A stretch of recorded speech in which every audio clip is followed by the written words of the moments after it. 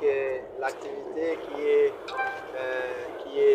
qui sera organisée ici au Palais du Peuple, c'est la deuxième édition faisant suite à la première édition de l'activité président de la République face à la jeunesse. Et que la particularité est que cette fois-ci, cette activité, il va devoir mettre ensemble les filles et fils du Congo face au commandant suprême des forces armées et le symbole de l'unité nationale tombe à pic. C'est justement un jour après la signature historique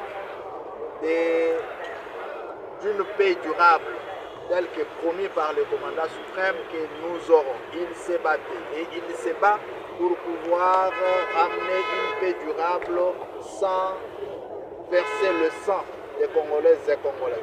Et que le 27, au niveau aux États-Unis, il y aura un accord de paix historique. Après 30 ans, après 3 décennies, la RDC va devoir signer un accord de paix avec son agresseur qui est le Rwanda.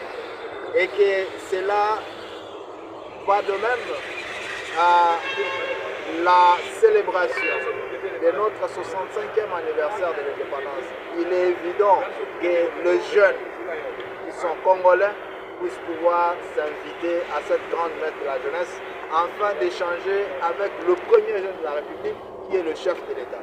Vous savez très bien que le chef de l'État a toujours mis au centre de ses actions et surtout de sa volonté politique la jeunesse. Je ne citerai pas ici la gratuité d'enseignement, je ne parlerai pas ici de sa volonté dans la réhabilitation des universités, dans la construction de certaines. Je ne manquerai pas de parler ici des 5000 magistrats qui sont à ce jour recrutés dans la magistrature. Et ici encore, je vais devoir insinuer que cette même volonté conduit au chef de l'État d'avoir à ce jour un pourcentage très considérable dans la gestion de la chose publique. Donc tout ça, ce sont des atouts, c'est une volonté politique et c'est un amour sans précédent de laisser la jeunesse jouer un rôle prépondérant dans le devenir de notre pays. Et que l'occasion faisant, le commandant suprême, le premier citoyen de notre pays, a daigné répondre à cette invitation.